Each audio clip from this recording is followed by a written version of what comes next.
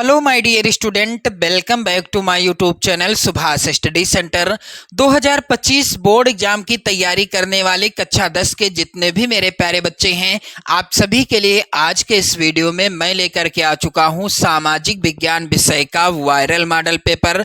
मेरे प्यारे बच्चों, इस वायरल मॉडल पेपर से आपकी बोर्ड परीक्षा 2025 में 100% प्रश्न आना ही आना है और इस वायरल मॉडल पेपर को मैं पूरा सॉल्व कराऊंगा।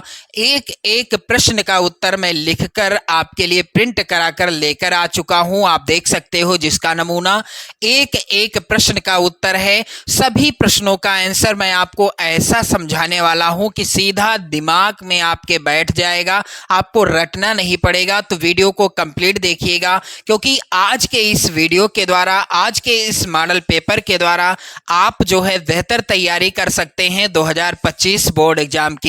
और इसी तरह से धुआंधार तैयारी करना चाहते हैं यदि आप सामाजिक विज्ञान विषय की, हिंदी विषय की, गृह विज्ञान और चित्रकला विषय की 2025 बोर्ड एग्जाम के लिए, तो आप लोग चैनल को भी सब्सक्राइब कर लीजिएगा। मेरे प्यारे बच्चों, मैं आपका अधिक समय नहीं लूंगा, चलिए आगे बढ़ते हैं।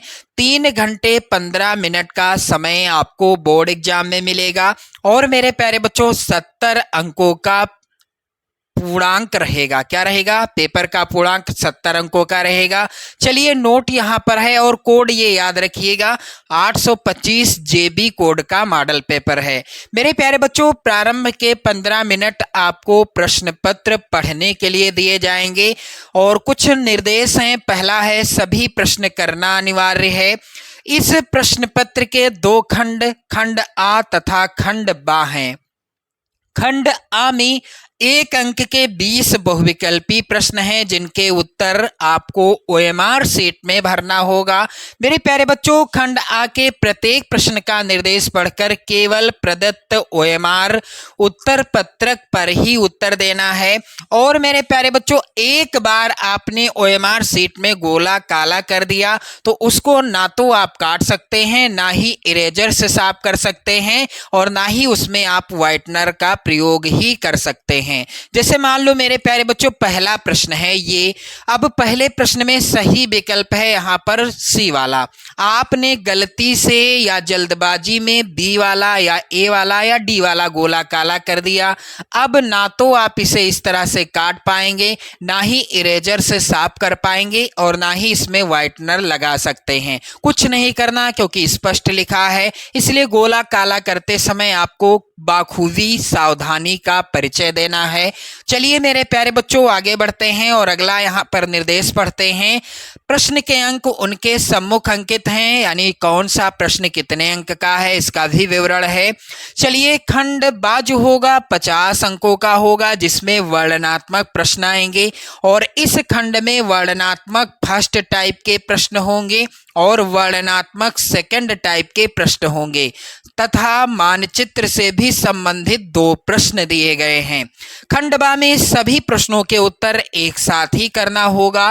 प्रथम प्रश्न से आरंभ कीजिएगा और अंतिम प्रश्न तक करते जाइएगा। जिस प्रश्न का, यानी जो प्रश्न आपको नहीं आता है, उस पर आपको समय बिल्कुल भी नष्ट नहीं करना है। जो मानचित्र आपको मिलेंगे उसको आप जो है क्या करेंगे, मजबूती के साथ अपनी उत्तर पुस्तिका यानी कॉपी में बांध देना है। दृष्टिबाधित परीक्षार्थियों के लिए अलग से सिस्टम है, जिससे आपका कोई लेना देना नहीं है। चलिए मेरे प्यारे बच्चों, आगे बढ़ते हैं और मैं आपसे एक रिक्वेस्ट करता हूं कि आप सभी इस मॉडल पेपर के सभी प्रश्नों को अच्छे से तैयार कर लेना, क्योंकि 2025 बोर्ड एग्जाम में यहां से प्रश्न आना 100% तय है। चलिए मेरे प्यारे बच्चों, निर्देश है यहां पर दिए गए या नीचे दिए गए प्रश्नों के प्रत्येक प्रश्न के 4 विकल्प दिए गए हैं। सही विकल्प चुनकर उसे ओएमआर उत्तर पर चिन्हित करें। मेरे प्यारे बच्चों, पहला प्रश्न है, जर्मनी का राष्ट्र रूपक था, तो इसमें से जर्मनी का राष्ट्र रूपक कौन था? यहाँ पर डी वाला ऑप्शन राइट आंसर होगा। जर्मनी का राष्ट्र रूपक क्या था? जर्मेनिया था। अगला प्रश्न है, मार्टिन लूथर थे, तो मार्टिन लूथर कौन थे? यहाँ पर राइट आंसर क्या हो जाएगा दिए गए विकल्पों में से? मार्टिन लूथर एक धर्म सुधारक थे। क्या थे? धर्म सुधारक। यहाँ पर भी डी वाला ऑप्शन सही होगा। चलिए मेरे प्यारे बच्चों, अगला प्रश्न है, संयुक्त राष्ट्र संघ का मुख्यालय कहाँ स्थित है? तो यहाँ पर इनमें से कौन सा जो है विकल्प सही होगा? विकल्प पहला है वाशिंगटन, दूसरा है जेनेवा, तीसरा विकल्प है मेरे प्यारे बच्चों न्यूयॉर्क और चौथा विकल्प है ऑस्ट्रेलिया। तो संयुक्त राष्ट्र संघ का मुख्यालय कहाँ स्थित है? इसका राइट आंसर क्या होगा? यहाँ पर सी वाला ऑप्शन सही हो जाएगा। संयुक्त राष्ट्र संघ का मुख्यालय न्यूयॉर्क में स्थित है और संयुक्त राष्ट्र संघ की स्थापना 1945 ईस्वी में हुई थी। आप लोग इस प्रश्न को भी याद कर लीजिएगा। चलिए अगला प्रश्न है मोस्ट इंपॉर्टेंट, चौरी चौरा कांड किस वर्ष घटित हुआ? तो सन 1922 ईस्वी में। यहाँ पर डी वाला ऑप्शन सही होगा। सन 1922 ईस्वी में चौरी चौरा कांड घटित हुआ था। अगला प्रश्न है देश की अखंडता। यहाँ पर आप लोग ध्यान दें, देश की अखंडता तथा एकता के लिए क्या आवश्यक है? तो देश की यदि अखंडता तथा एकता को बनाए रखना है तो इसके लिए सत्ता की साझेदारी आवश्यक है। सी वाला ऑप्शन सही होगा। मेरे प्यारे बच्चों अगला प्रश्न है, संविधान में उल्लेखित 3 सूचियों में से निम्नलिखित में से कौन सा विषय समवर्ती सूची में शामिल है? तो इसका उत्तर हो जाएगा शिक्षा जो है यह समवर्ती सूची का विषय है। मेरे प्यारे बच्चों यहाँ पर आप लोग ध्यान दीजिएगा। अगला प्रश्न है प्रश्न संख्या 7, पवन संसाधन का एक प्रकार है। रिक्त स्थान में क्या भरा जाएगा? तो पवन जो है नवीकरणीय, यहाँ पर क्या होगा? नवीकरणीय संसाधन का एक प्रकार है। ए वाला ऑप्शन सही होगा। चलिए मेरे प्यारे बच्चों अगला प्रश्न है, एक वस्तु का अधिकांशतः प्राकृतिक प्रक्रिया से उत्पादन किया जाता है। तो इसका जो है राइट आंसर होगा प्राथमिक क्षेत्र के अंतर्गत। पहला ही ऑप्शन सही हो जाएगा। चलिए आगे बढ़ते हैं और अगला प्रश्न मेरे प्यारे बच्चों है, विदेशी व्यापार किन के मध्य होता है? तो जब दो देशों के मध्य व्यापार होता है उसे हम विदेशी व्यापार या अंतरराष्ट्रीय व्यापार कहते हैं। यहाँ पर बी वाला ऑप्शन सही होगा। दो देशों के मध्य होने वाले व्यापार को विदेशी व्यापार या अंतरराष्ट्रीय व्यापार कहते हैं। जबकि एक ही देश में, मान लीजिए भारत जो है हमारा देश है, भारत देश में उत्तर प्रदेश से कोई वस्तु बेची गई और गुजरात प्रदेश में खरीद ली गई, या गुजरात प्रदेश से कोई वस्तु उत्तर प्रदेश में खरीद ली गई, तो एक देश में एक स्थान से दूसरे स्थान पर वस्तुओं का आदान प्रदान जब होता है, क्रय विक्रय होता है, उसे क्या कहते हैं? अंतरराष्ट्रीय व्यापार नहीं कहते, उसे आंतरिक व्यापार कहते हैं। याद कर लेना, ये भी प्रश्न आता है। चलिए मेरे प्यारे बच्चों अगला प्रश्न है, यहाँ पर मोनाजाइट रेत में निम्नलिखित में से कौन सा खनिज पाया जाता है? तो यहाँ पर राइट आंसर होगा सी वाला ऑप्शन थोरियम। प्रश्न अगला है, झरिया प्रसिद्ध है। झरिया किस लिए प्रसिद्ध है? तो झरिया मेरे प्यारे बच्चों यहाँ पर ए वाला ऑप्शन सही होगा, कोयला के लिए प्रसिद्ध है। झरिया कोयला के लिए प्रसिद्ध है। प्रश्न अगला है, सूचना पाने का अधिकार अधिनियम। ये सभी प्रश्न इंपॉर्टेंट हैं मेरे प्यारे बच्चों, आप लोग इन्हें रट लेना और 2025 बोर्ड एग्जाम देने से पहले आप लोग इस वीडियो को अपने सभी मित्रों में शेयर कर देना। जो आपकी ही कक्षा के प्यारे प्यारे बच्चे हैं उनमें शेयर जरूर कर देना। सूचना पाने का अधिकार अधिनियम कब पारित हुआ? तो मेरे प्यारे बच्चों आप लोग ध्यान दें, सूचना पाने का अधिकार अधिनियम अक्टूबर 2005 में पारित हुआ था। पहला वाला ऑप्शन ही सही होगा। अगला प्रश्न है, निम्नलिखित में से कौन सा भारत का संघीय राज्य नहीं है? तो इनमें से डी वाला ऑप्शन दिल्ली सही होगा, क्योंकि यह जो है भारत का संघीय राज्य नहीं है। इसके बाद आप देखेंगे अगला प्रश्न, ये भी इंपॉर्टेंट है, भारत की विधायिका में महिला प्रतिनिधियों का अनुपात क्या है? तो भारत की विधायिका में महिला प्रतिनिधियों का अनुपात जो है बहुत ही कम है। यहाँ पर बी वाला ऑप्शन सही हो जाएगा। प्रश्न अगला है, श्रीलंका में कौन सा बहुसंख्यक वर्ग है? तो यहाँ पर आप लोग ध्यान दें, इसका राइट आंसर होगा श्रीलंका में सिंहली वर्ग के लोगों की संख्या ज्यादा है। बहुसंख्यक वर्ग कौन सा है? सिंहली वर्ग। और प्रश्न 2024 में आया था मेरे प्यारे बच्चों कि श्रीलंका में कौन सा अल्पसंख्यक वर्ग है? तो इसका आंसर क्या था? तमिल। दोनों प्रश्न याद कर लेना क्योंकि प्रश्न इधर उधर भी हो सकता है। यदि पूछता है श्रीलंका में कौन सा बहुसंख्यक वर्ग है तो सिंहली वर्ग।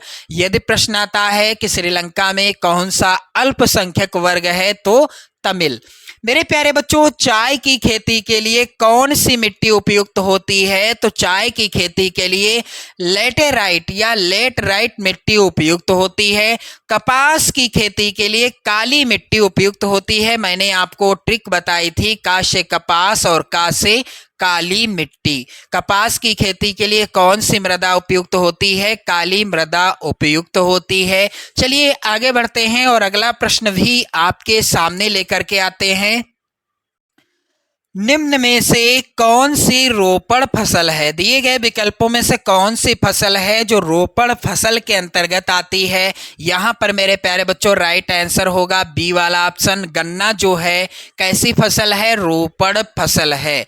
प्रश्न अगला है, निम्नलिखित में से किस वर्ष बांग्लादेश ग्रामीण बैंक की स्थापना की गई? तो मेरे प्यारे बच्चों इसका उत्तर होगा सन 1970 ईस्वी में बांग्लादेश ग्रामीण बैंक की स्थापना की गई थी।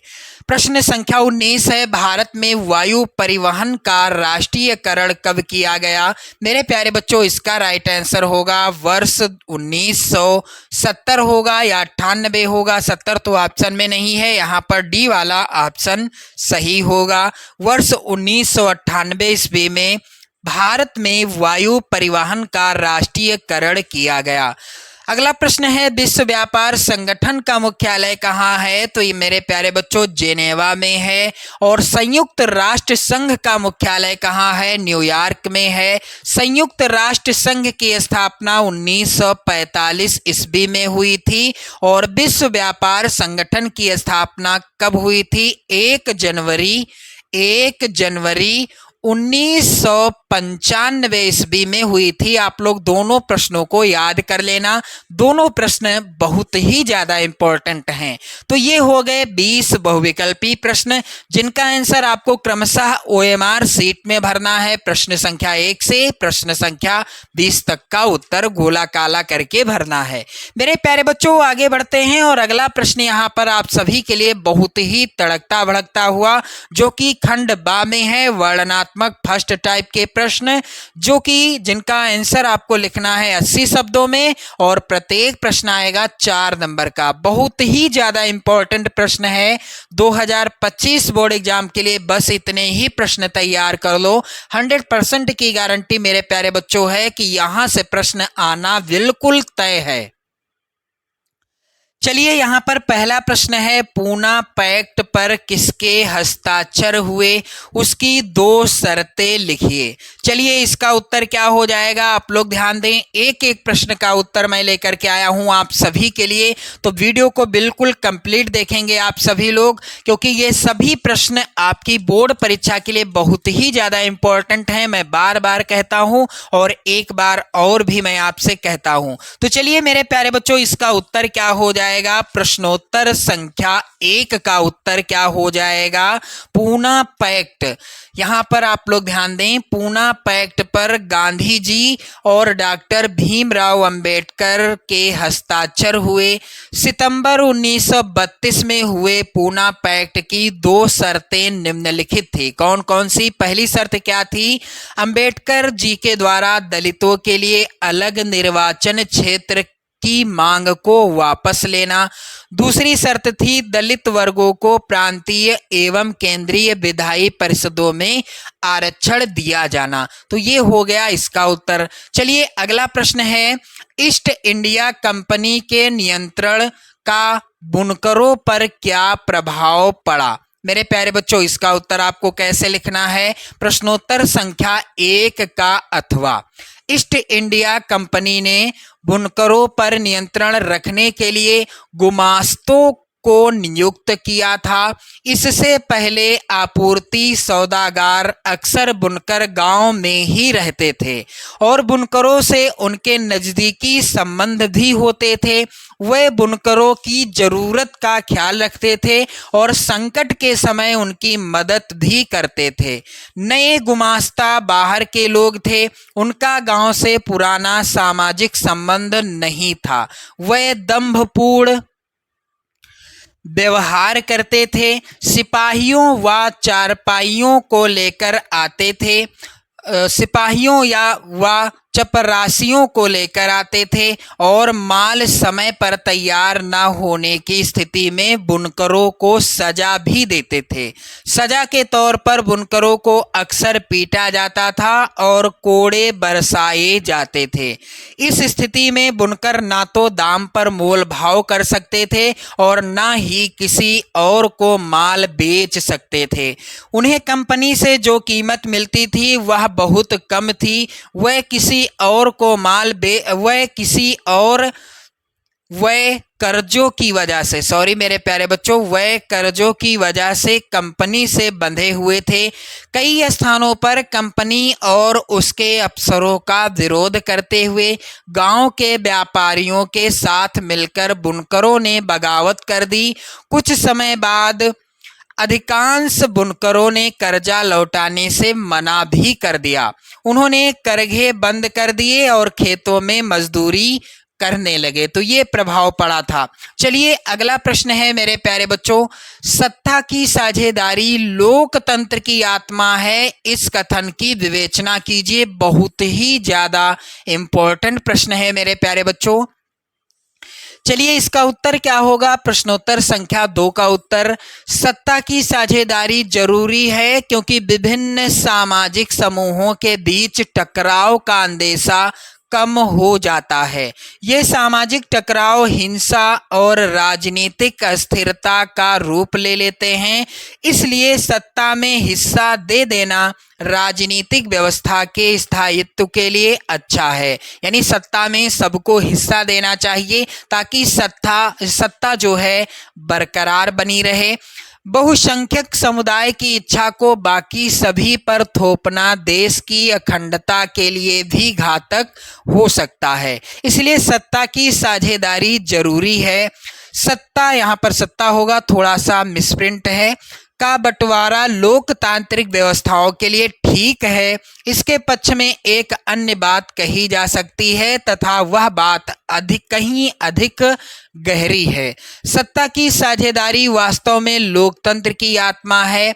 लोकतंत्र का अर्थ ही है कि जो लोग इस शासन व्यवस्था के अंतर्गत हैं उनके बीच सत्ता को विभक्त किया जाए, यानी सभी में सत्ता का बंटवारा किया जाए और ये लोग इसी ढर्रे से रहें। इसलिए वैध सरकार भी होती है जिसमें अपनी भागीदारी के माध्यम से सभी समूह शासन व्यवस्था से जुड़ते हैं। तो ये हो गया इसका उत्तर। चलिए प्रश्न संख्या 2 का अथवा आप लोग ध्यान दें, राजनीतिक दलों के कोई 4 कार्य लिखिए। तो यहाँ पर आप लोग ध्यान दें, 2 का अथवा, प्रश्नोत्तर संख्या 2 का अथवा, इसका उत्तर कैसे लिखा जाएगा, क्या हो जाएगा? राजनीतिक दलों के 4 कार्य निम्न प्रकार हैं। पहला कार्य है, राजनीतिक दल चुनाव लड़ते हैं, वह चुनाव में अनुकूल परिणाम प्राप्त कर सत्तासीन हो जाते हैं। यदि जीत गए तो सत्ता मिल जाती है, यदि हार गए तो सत्ता नहीं मिलती। राजनीतिक दल देश की विधि विधान निर्माण में महत्वपूर्ण भूमिका निभाते हैं। तीसरा है, चुनाव में पराजित हुए दल शासक दल के विपक्ष की भूमिका का निर्वाह करते हैं, यानी जो चुनाव में हार गए हैं वह विपक्षी हो जाते हैं। चौथा, राजनीतिक दल सरकारी तकनीक तथा प्रशासन द्वारा संचालित कल्याणकारी योजनाओं को जनसाधारण तक पहुंचाते हैं। मेरे प्यारे बच्चों, आप लोग ध्यान दें, यहाँ पर अगला प्रश्न है प्रश्न संख्या 3। मृदा अपरदन पर एक संक्षिप्त टिप्पणी लिखिए। मेरे प्यारे बच्चों, बहुत ही ज़्यादा इंपॉर्टेंट प्रश्न है 2025 बोर्ड एग्जाम के लिए। तो आप लोग इसका उत्तर कैसे लिखोगे, यहाँ पर ध्यान दें आप लोग। प्रश्नोत्तर संख्या 3 का उत्तर, भूमि की ऊपरी परत के हट जाने की प्रक्रिया को मृदा अपरदन कहते हैं। भूमि की ऊपरी परत जब हट जाती है किसी कारणवश तो उसे क्या कहते हैं? मृदा अपरदन कहते हैं। मृदा अपरदन का सबसे पहला कारण होता है तेज बहने वाला जल तथा तेज बहने वाली पवन यानी हवा। इन दोनों के कारण मृदा अपरदन की प्रक्रिया बहुत तेज गति से होती है। ये दोनों मृदा के ऊपरी उपजाऊ परत को अपने साथ बहा कर ले जाते हैं और भूमि को कृषि के लिए अनुपयोगी बना देते हैं। कुछ मानवीय कारक भी मृदा अपरदन को बढ़ावा देते हैं। वह अपने भवन निर्माण कार्यों से प्रेरित होकर रोड़ी, बजरी, संगमरमर आदि प्राप्त करने की इच्छा से छोटी बड़ी पहाड़ियों को गहरे खड्डों में परिवर्तित कर देते हैं। मृदा अपरदन के कारण मृदा के उपजाऊपन पर बड़ा विनाशकारी प्रभाव भी पड़ता है। ये हो गया इसका उत्तर। चलिए मेरे प्यारे बच्चों, प्रश्न संख्या 3 का अथवा क्या है? चावल की खेती के लिए उपयुक्त भौगोलिक परिस्थितियों का वर्णन कीजिए। बहुत ही ज्यादा इंपॉर्टेंट प्रश्न है मेरे प्यारे बच्चों। इसका उत्तर क्या हो जाएगा, आप लोग ध्यान दीजिएगा। यहाँ पर भारत में अधिकांश लोगों का खाद्यान्न क्या है? चावल है, यानी अधिकांश लोग चावल खाते हैं। चीन के बाद भारत विश्व का दूसरा सबसे बड़ा चावल उत्पादक देश है। चावल एक खरीफ फसल है जिसे उगाने के लिए उच्च तापमान 25 डिग्री सेल्सियस से ऊपर और अधिक आर्द्रता 100 सेंटीमीटर से अधिक वर्षा की आवश्यकता होती है। कम वर्षा वाले क्षेत्रों में इसे सिंचाई करके उगाया जाता है। जहां वर्षा नहीं होती वहां पर सिंचाई करके चावल उगाया जाता है। चावल उत्तर और उत्तर पूर्वी मैदानों, तटीय क्षेत्रों और डेल्टाई प्रदेशों में उगाया जाता है। नदी घाटियों और डेल्टा प्रदेशों में पाई जाने वाली जलोढ़ मिट्टी चावल के लिए आदर्श होती है। नहरों के जल और नलकूपों के सघनता के कारण पंजाब, हरियाणा, पश्चिम उत्तर प्रदेश और राजस्थान के कुछ कम वर्षा वाले क्षेत्रों में चावल की फसल उगाना संभव हो पाया है। चावल जून जुलाई में दक्षिण पश्चिम मानसून पवनों के शुरू होने पर उगाया जाता है और पतझड़ की ऋतु में काटा जाता है। मेरे प्यारे बच्चों, आप सभी लोग ध्यान दीजिएगा। यहाँ पर प्रश्न संख्या 4 जो कि बहुत ही ज़्यादा इम्पोर्टेंट प्रश्न है, कह रहा है कि महात्मा गांधी राष्ट्रीय ग्रामीण रोजगार गारंटी अधिनियम 2005 यानी मनरेगा के उद्देश्य लिखिए। 4 नंबर का है प्रत्येक प्रश्न। मेरे प्यारे बच्चों, एक बार जरूर शेयर कर दें आप लोग इस वीडियो को। एक एक प्रश्न का उत्तर है आप सभी का इस मॉडल पेपर का, तो आप लोग वीडियो शेयर कर दें और सभी प्रश्नों का उत्तर भी तैयार कर लें। प्रश्नोत्तर संख्या 4 का उत्तर आप लोग ध्यान दें। केंद्र सरकार ने भारत के लगभग 625 जिलों में काम का अधिकार लागू करने के लिए एक कानून बनाया है। इसे महात्मा गांधी राष्ट्रीय ग्रामीण रोजगार गारंटी अधिनियम 2005 यानी मनरेगा 2005 कहते हैं। इसके प्रमुख उद्देश्य निम्नलिखित हैं। पहला उद्देश्य क्या है? उन सभी लोगों को जो काम करने में सक्षम हैं और जिन्हें काम की जरूरत है को सरकार द्वारा वर्ष में 100 दिन के रोजगार की गारंटी दी गई है। दूसरा, यदि सरकार रोजगार उपलब्ध कराने में असफल रहती है तो वह लोगों को बेरोजगारी भत्ता सत्ता भी देगी। तीसरा, इस अधिनियम में उन कामों को वरीयता दी जाएगी जिनसे भविष्य में भूमि से उत्पादन बढ़ाने में मदद मिलेगी। वही कार्य कराए जाएंगे जिनसे भूमि के उत्पादन में वृद्धि हो। चलिए अगला प्रश्न है मेरे प्यारे बच्चों, बहुत ही ज्यादा इंपॉर्टेंट है। प्रश्न कह रहा है कि विदेशी व्यापार से आप क्या समझते हैं। 2025 बोर्ड एग्जाम के लिए इस प्रश्न को तैयार कर लेना आपके लिए सबसे ज्यादा फायदेमंद है। प्रश्न का उत्तर कैसे लिखा जाएगा मेरे प्यारे बच्चों, आप लोग ध्यान दें। विदेशी व्यापार का अर्थ क्या है? तो दो या दो से अधिक देशों के बीच होने वाले व्यापार को विदेशी व्यापार या अंतरराष्ट्रीय व्यापार कहते हैं। दूसरे शब्दों में विदेशी व्यापार से तात्पर्य दो या दो से अधिक देशों में वस्तुओं तथा सेवाओं के विनिमय से है। इनमें आयात तथा निर्यात शामिल हैं। विदेशी व्यापार घरेलू बाजारों अर्थात देश के बाजारों से बाहर के बाजारों में पहुंचने के लिए उत्पादकों को एक अवसर प्रदान करता है। उत्पादक केवल अपने देश के बाजारों में ही अपने उत्पाद नहीं बेच सकते हैं, बल्कि विश्व के अन्य देशों के बाजारों में भी प्रतिस्पर्धा कर सकते हैं। इस प्रकार दूसरे देशों में उत्पादित वस्तुओं के आयात से खरीदारों के समक्ष उन वस्तुओं के विकल्पों का विस्तार होता है जिनका घरेलू उत्पादन होता है। बाजार में वस्तुओं के विकल्प बढ़ जाते हैं। दो बाजारों में एक ही वस्तु का मूल्य एक समान होता है। अब दो देशों के उत्पादक एक दूसरे से हजारों मील दूर होकर भी एक दूसरे से प्रतिस्पर्धा कर सकते हैं। इस प्रकार विदेशी व्यापार विभिन्न देशों के बाजारों को जोड़ने या एकीकरण में सहायक हुआ है। मेरे प्यारे बच्चों, यहाँ पर आप लोग ध्यान दीजिएगा। प्रश्न अगला यानी प्रश्न जो है वर्णनात्मक सेकंड टाइप के प्रश्न, और प्रत्येक प्रश्न का उत्तर आपको देना है 150 शब्दों में, और प्रत्येक प्रश्न आएगा 6 नंबर का। तो मेरे प्यारे बच्चों, आप लोग इन सभी प्रश्नों का उत्तर तैयार कर लेंगे क्योंकि यही प्रश्न आने हैं आपकी बोर्ड परीक्षा में। गांधी जी ने असहयोग आंदोलन क्यों प्रारंभ किया? उनके द्वारा यह आंदोलन वापस लेने के प्रमुख कारण क्या थे? चलिए, बहुत ही ज्यादा इंपॉर्टेंट प्रश्न है। इसका उत्तर कैसे लिखना है आप सभी को एक बार शेयर कर दें आप सभी लोग। मैंने आप सभी के लिए काफी ज्यादा मेहनत की है इस मॉडल पेपर को तैयार करने के लिए। आप थोड़ी सी मेहनत करें वीडियो को शेयर करके, और थोड़ी और मेहनत करें इस मॉडल पेपर के प्रश्नों का उत्तर तैयार करके, क्योंकि 70 में 70 का टारगेट आप लेकर चलोगे तो 70 में आप 65 प्लस बहुत ही आसानी से लेकर के आ जाओगे। मेरे प्यारे बच्चों, चलिए इसका उत्तर क्या होगा।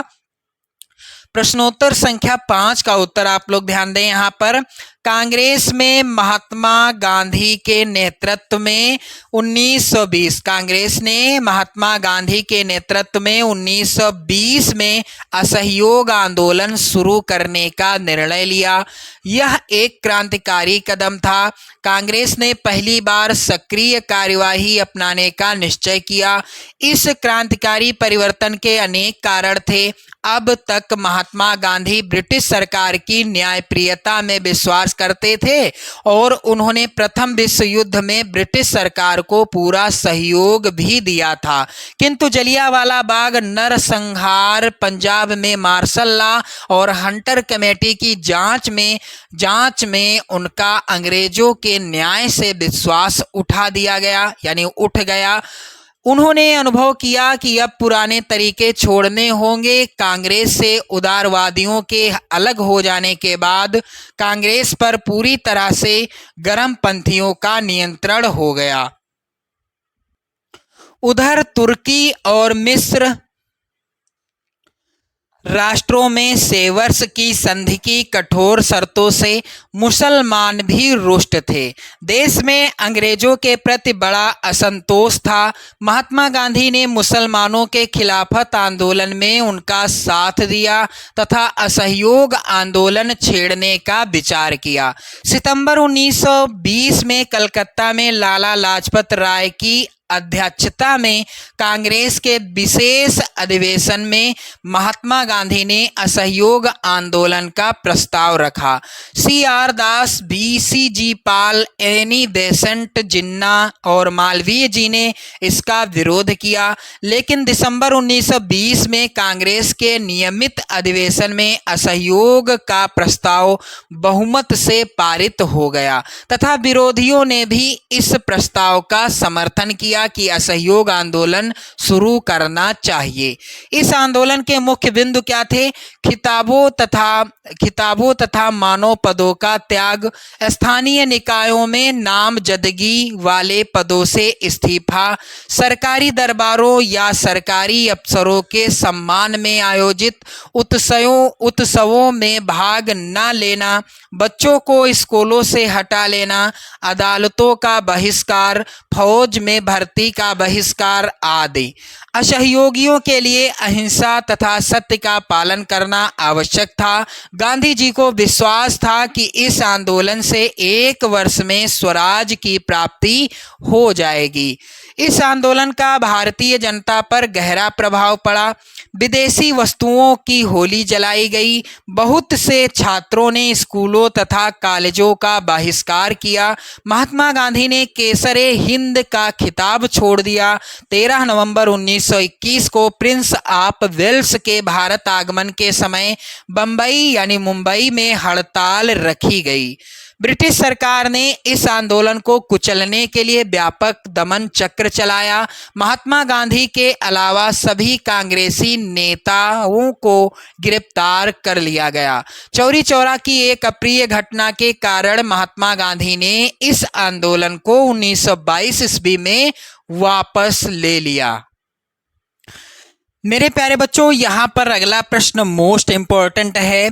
कह रहा है कि गन्ने की खेती के लिए उपयुक्त भौगोलिक परिस्थितियों का वर्णन कीजिए तथा भारत में इसके किन्हीं 3 उत्पादक राज्यों का भी उल्लेख कीजिए।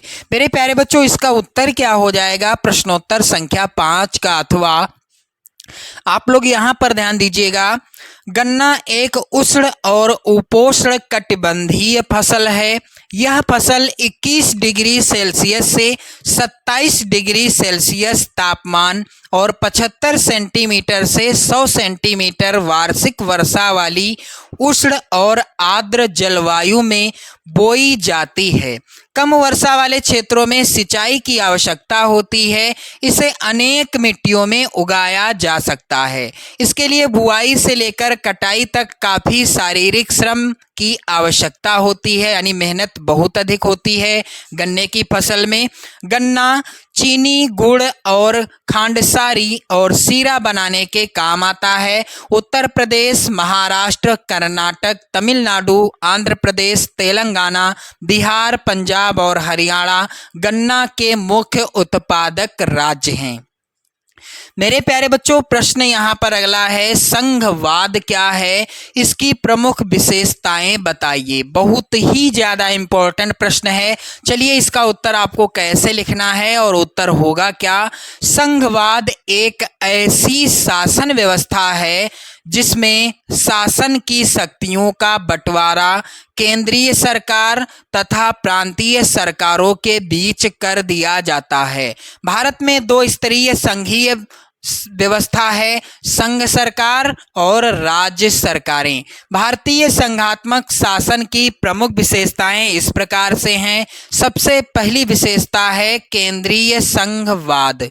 भारतीय संघात्मक शासन अन्य देशों के शासन से भिन्न है। भारत में 2 प्रकार की सरकारें होते हुए भी केंद्र को शक्तिशाली बनाया गया है। केंद्र को अधिक अधिकार दिए गए हैं, इसलिए भारतीय संघ को एकीकृत संघवाद कहा जाता है। चलिए अगला जो है क्या है, अगली विशेषता, कठोर संविधान। हमारे संविधान में केंद्र व राज्य के बीच सत्ता का बंटवारा लिखित रूप से किया गया है। इसमें परिवर्तन करना आसान नहीं है। इसके लिए संसद के दोनों सदनों में 2/3 बहुमत से प्रस्ताव पास करके कम से कम आधे राज्यों की विधानसभाओं से उसे मंजूर कराया जाता है और इस प्रकार कठोर संविधान संघात्मक शासन की प्रमुख विशेषता है। मेरे प्यारे बच्चों, अगली विशेषता है 2 स्तरीय शासन व्यवस्था। संविधान ने 2 स्तरीय शासन व्यवस्था का प्रावधान किया था। संघ सरकार और राज्य सरकारें, बाद में पंचायतों और नगर पालिकाओं के रूप में संघीय शासन का तीसरा स्तर भी जोड़ा गया। चौथी विशेषता है शक्तियों का बंटवारा। संविधान में केंद्र और राज्य सरकारों के विधायी अधिकारों को 3 हिस्सों में बांटा गया। संघ सूची में राष्ट्रीय महत्व के विषय रखे गए जिन पर कानून बनाने का अधिकार केंद्र सरकार को दिया गया। राज्य सूची में कम महत्व के विषय थे जिन पर राज्य सरकार कानून बना सकती है। समवर्ती सूची में राज्य और केंद्र दोनों कानून बना सकते हैं, किंतु टकराव की स्थिति में केंद्र का ही कानून मान्य होगा क्योंकि केंद्र को सर्वोसर्वा माना गया है। 5वीं विशेषता है एकीकृत न्यायपालिका। भारत में संघात्मक शासन के कारण केंद्र और राज्य सरकारों की अलग अलग कार्यपालिका और व्यवस्थापिका है, किंतु न्यायपालिका दोनों के लिए एक ही है। ऐसा इसलिए किया गया है जिससे केंद्र व राज्यों के झगड़ों का निपटारा किया जा सके। अगली विशेषता है राज्यों के अपने संविधान नहीं है। भारतीय संघ के सारे राज्यों को बराबर अधिकार नहीं है। भारत के राज्यों के अपने संविधान नहीं है। केवल जम्मू कश्मीर एकमात्र ऐसा राज्य है जिसका अपना संविधान है। इस राज्य में विधानसभा के अनुमति के बगैर भारतीय संविधान के कई प्रावधान लागू नहीं किए जा सकते। मेरे प्यारे बच्चों, अगली विशेषता है शक्तिशाली न्यायपालिका। संघात्मक शासन में न्यायपालिका की भूमिका महत्वपूर्ण होती है। भारत में शक्तियों के बंटवारे से संबंधित कोई विवाद होने की स्थिति में फैसला उच्च न्यायालय और सर्वोच्च न्यायालय में ही होता है। वित्तीय स्वायत्तता अगली विशेषता। सरकार चलाने और अपनी जिम्मेदारियां निभाने के लिए केंद्र और राज्य सरकारों को कर लगाने, राजस्व उगाहने और संसाधन जमा करने का अधिकार है। राज्य सरकारों को वित्तीय स्वायत्तता प्राप्त है। तो चलिए मेरे प्यारे बच्चों, अगला प्रश्न मोस्ट इंपॉर्टेंट है। कह रहा है कि लोकतंत्र किस तरह उत्तरदायी, जिम्मेवार और वैध सरकार का गठन करता है।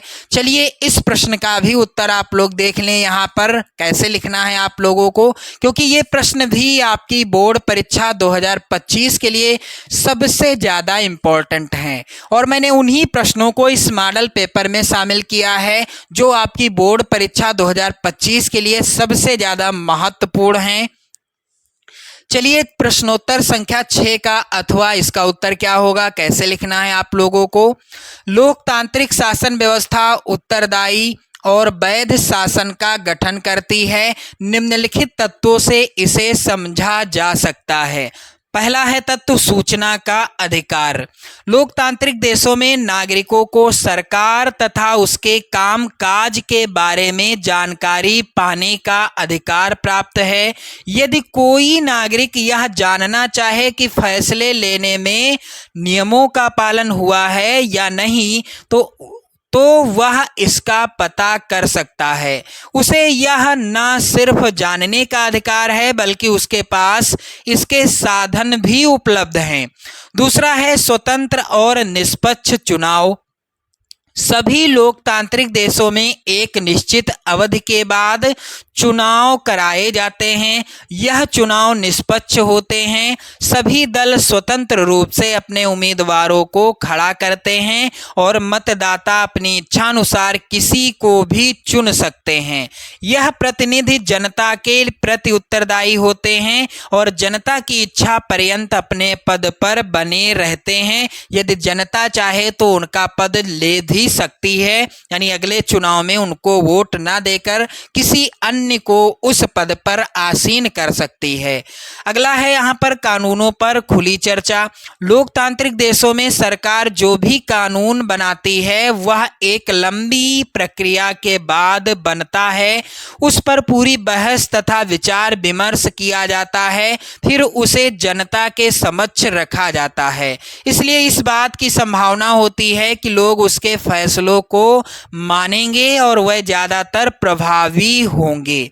लोकतांत्रिक व्यवस्था में एक ऐसी सरकार का गठन होता है जो नियम और कानून को मानती है और लोगों के प्रति उत्तरदायी होती है। लोकतांत्रिक सरकार नागरिकों को निर्णय प्रक्रिया में हिस्सेदार बनाने और खुद को उनके प्रति जवाबदेह बनाने वाली कार्यविधि भी विकसित कर लेती है।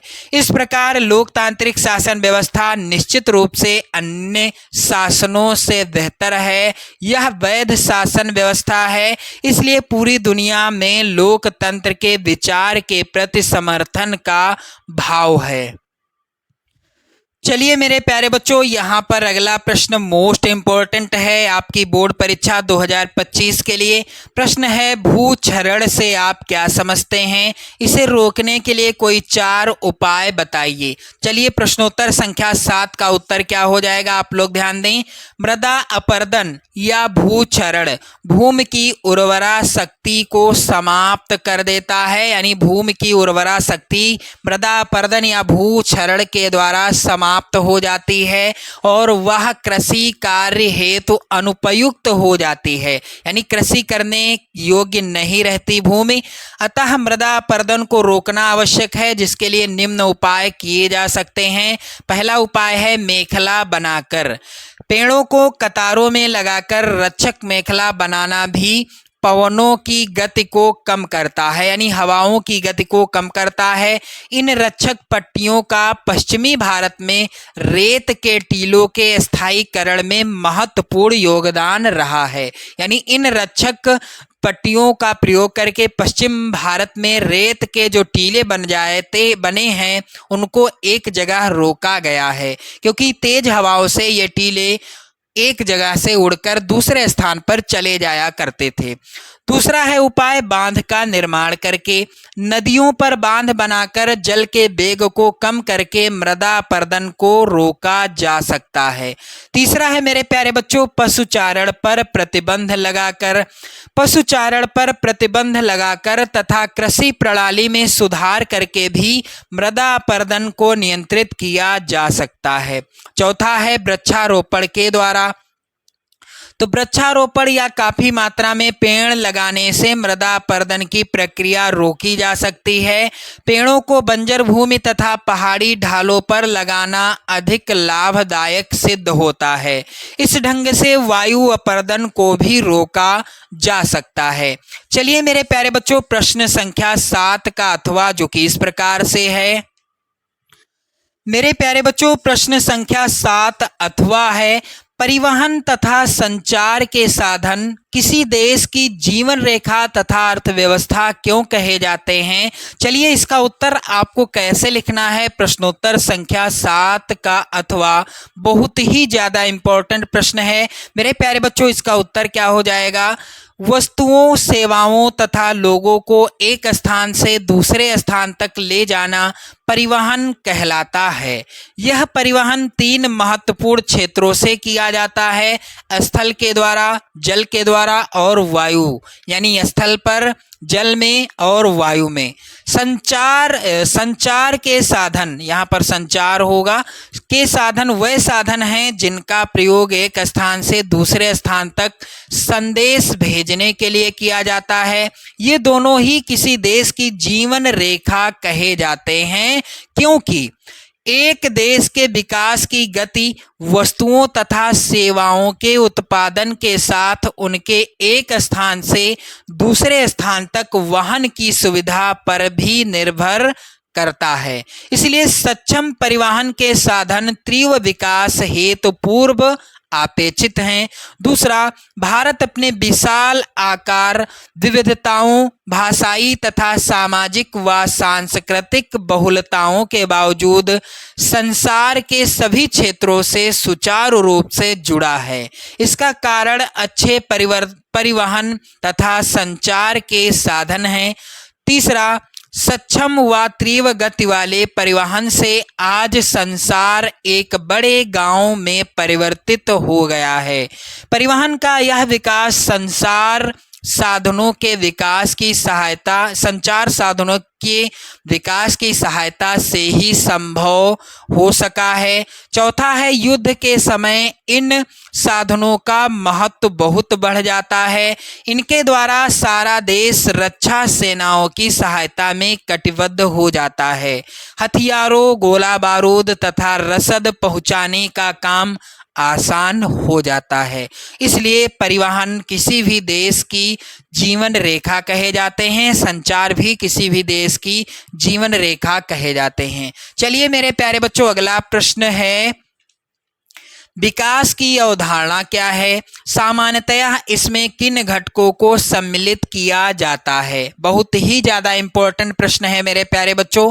चलिए इसका उत्तर क्या हो जाएगा? बहुत ही ज़्यादा इम्पोर्टेंट है 2025 बोर्ड एग्जाम के लिए। एक बार शेयर कर दें आप सभी लोग और इन सभी प्रश्नों का उत्तर तैयार करते जाएं। चलिए प्रश्नोत्तर संख्या 8 का उत्तर आप लोग ध्यान दीजिएगा यहाँ पर कि विकास को मापने का विश्व बैंक का मापदंड केवल आय पर आधारित है।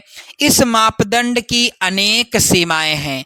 आय के अतिरिक्त भी कई अन्य मापदंड हैं जो विकास मापने के लिए आवश्यक है, क्योंकि मानव मात्र पर्याप्त आय के बारे में नहीं सोचता, बल्कि वह अपनी सुरक्षा, दूसरों से आदर और बराबरी का व्यवहार पाना तथा स्वतंत्रता जैसे अन्य लक्ष्यों के बारे में भी चिंतन करता है।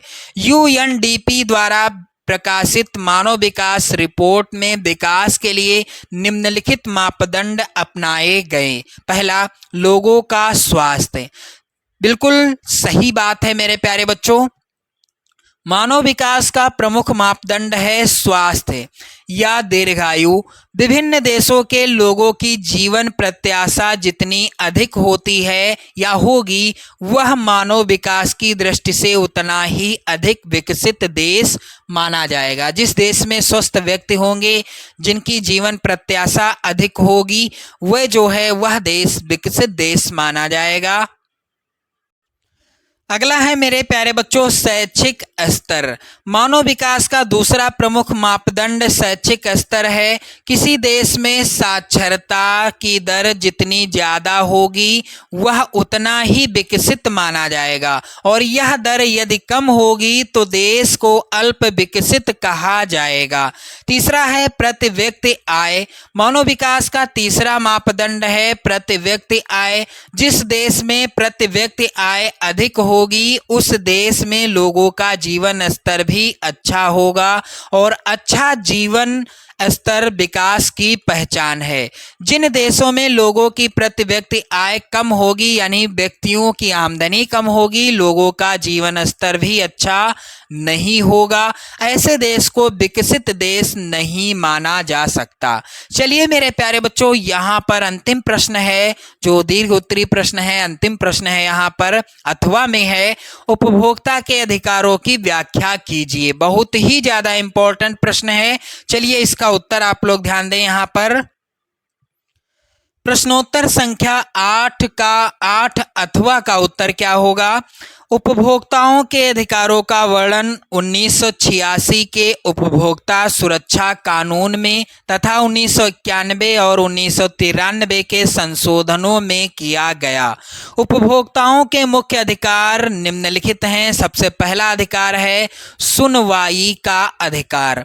उपभोक्ताओं को अनुचित सौदेबाजी और शोषण के विरुद्ध क्षतिपूर्ति मांगने का अधिकार है। यदि एक उपभोक्ता को कोई क्षति पहुंचाई जाती है तो क्षति की मात्रा के आधार पर उसे क्षतिपूर्ति पाने का अधिकार होता है। इस कार्य को पूरा करने के लिए सुनवाई का अधिकार सभी उपभोक्ताओं को दिया गया है। दूसरा है उपभोक्ता शिक्षा का अधिकार। हर उपभोक्ता को यह अधिकार है कि उसके अधिकारों के प्रति सजग रखने के लिए सरकार प्रयत्न करती रहे। उसे बाजार में मिलने वाली विभिन्न वस्तुओं के गुण दोषों की जानकारी होनी चाहिए, जिससे वह वस्तुओं को खरीदने से पहले उस जानकारी का प्रयोग कर सकें। तीसरा अधिकार है यहाँ पर उपभोक्ता शिक्षा का अधिकार। चलिए अगला यहाँ पर है प्रस्तुतिकरण का अधिकार।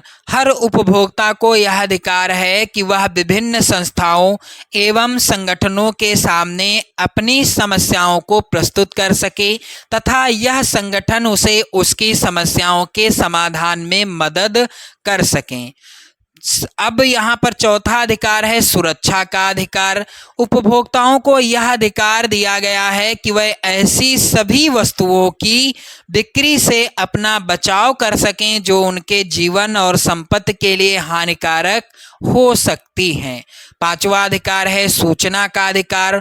उपभोक्ता को यह अधिकार दिया गया है कि वह हर खरीदी जाने वाली वस्तु की गुणवत्ता, मात्रा, शुद्धता और मूल्य आदि के विषय में हर सूचना प्राप्त कर सके ताकि वह अपने आप को शोषण से बचा सके। मेरे प्यारे बच्चों, यहाँ पर अगला अधिकार है चयन का अधिकार। हर उपभोक्ता को यह अधिकार है कि वह देख परख कर विभिन्न प्रकार की वस्तुओं से अपनी इच्छानुसार चीज का चयन कर सकते हैं, यानी चीजों का चयन कर सकें और सही मूल्य भी चुकाएं। मेरे प्यारे बच्चों, इस तरह से मैंने सभी प्रश्नों का आंसर आपको बता दिया है। चलिए आगे बढ़ते हैं मॉडल पेपर में। तो आप देखेंगे मानचित्र से संबंधित प्रश्न। यहाँ पर निर्देश है प्रश्न संख्या 9A तथा 9B मानचित्र से संबंधित है। यहाँ पर आप लोग ध्यान दें। 9A, निम्नलिखित स्थानों को भारत के दिए गए भारत के रेखा मानचित्र में चिन्ह के द्वारा, यहाँ पर चिन्ह भी बना है जिसके द्वारा आपको भरना है। सही नाम और सही अंकन के लिए 1/2 1/2 यानी प्रत्येक प्रश्न 1 अंक का है। इस तरह के प्रश्न आएंगे मेरे प्यारे बच्चों। वह स्थान जहां 1927 में भारतीय राष्ट्रीय कांग्रेस का अधिवेशन हुआ आपको भरना है मानचित्र में। स्थान का नाम भी लिखना है। वह स्थान जहां गांधी जी ने किसान सत्याग्रह का बिहार में नेतृत्व किया। वह स्थान जहां से दांडी मार्च शुरू हुआ। वह स्थान जहां प्रथम असहयोग आंदोलन हुआ और वह स्थान जहां 1929 में भारतीय राष्ट्रीय कांग्रेस का अधिवेशन हुआ। इसी तरह से 9B में भी 5 प्रश्न हैं। टिहरी बांध को यहाँ पर चिन्ह बना होगा जिस चिन्ह के द्वारा दर्शाना है। भारत में चावल के सबसे बड़े उत्पादक राज्य को यहाँ पर भी चिन्ह बना होगा। थोड़ा मिसप्रिंट है जिसके लिए मैं क्षमा चाहूंगा आप सभी से। कोई आणविक ऊर्जा केंद्र यहाँ भी चिन्ह होगा और भारत का सबसे अधिक कॉफी उत्पादक राज्य मुंबई बंदरगाह को यहाँ भी चिन्ह होगा। तो मेरे प्यारे बच्चों, इस तरह का मॉडल पेपर आएगा। आपको मैंने पूरे पेपर को सॉल्व करके बता दिया है सिवाय मानचित्र के प्रश्नों को। मेरे प्यारे बच्चों, आप लोग कमेंट करें, इस मॉडल पेपर को शेयर करें और मेरे प्यारे बच्चों 2025 बोर्ड एग्जाम के लिए इसी तरह से पूरे पेपर का सॉल्यूशन यदि आप चाहते हैं तो चैनल को भी सब्सक्राइब कर लें। 2025 बोर्ड एग्जाम में 70 में 70 का टारगेट करना है तो आप चैनल के साथ जुड़ जाएं। जय हिंद।